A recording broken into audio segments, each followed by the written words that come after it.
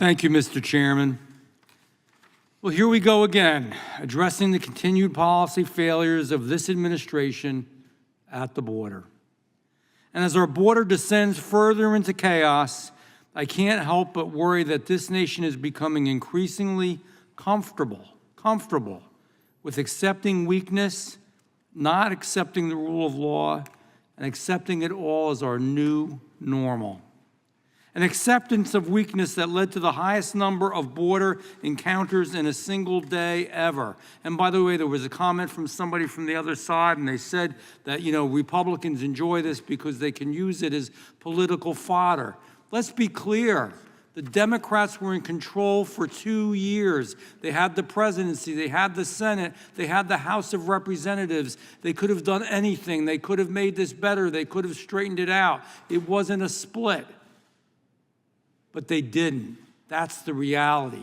So let's talk about what's really true, and that's not just political talk that doesn't make sense. An acceptance of weakness has turned every town in America, from El Paso, Texas, to Orange County, California, New York, into a de facto border town.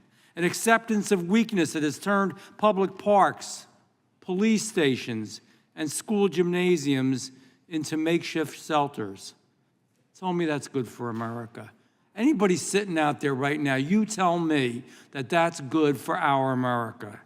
An acceptance of weakness that led to the tragic case of Kayla Hamilton, where an MS-13 gang member was allowed into our country as a supposed, quote, unaccompanied minor, end quote, despite a history of criminal activity and of violence. Tell me that's good for our America. If you have strong borders, if you don't have strong borders, you are not a strong nation. Every country in the world basically has strong borders. Third world countries have stronger borders than we do right now. If this administration cannot protect its citizens, they are not worthy of the authority Americans have trusted them with. And personally, I do not think that Secretary Mayorkas is worthy, and I do not think our president is.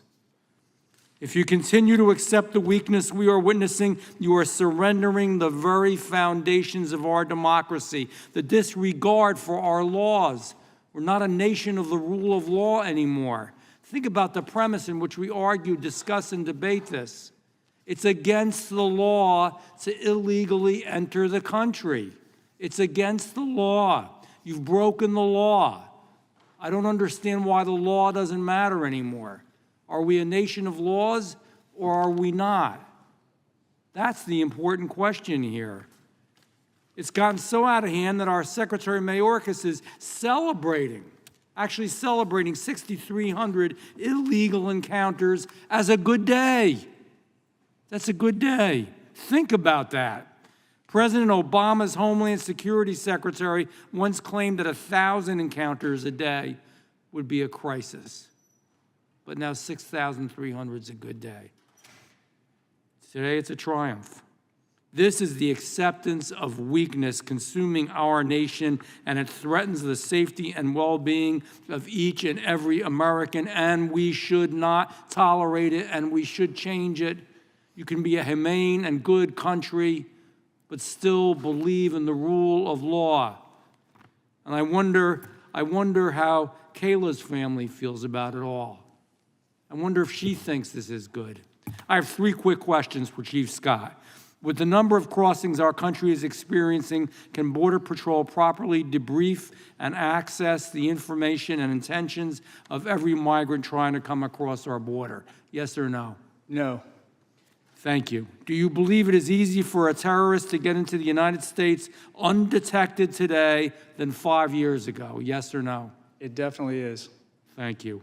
As thousands of illegal migrants are accepted into our country every day, there are less obvious threats to Americans that we aren't noticing yet, or are we looking into them enough? The question is, are we looking into these threats enough? Yes or no? No, the Border Patrol barely has time to process who's in custody. They're leaving hundreds of miles of border unpatrolled every day. No. Exactly. This is, and thank you, sir. Thank you for your work. This is a joke.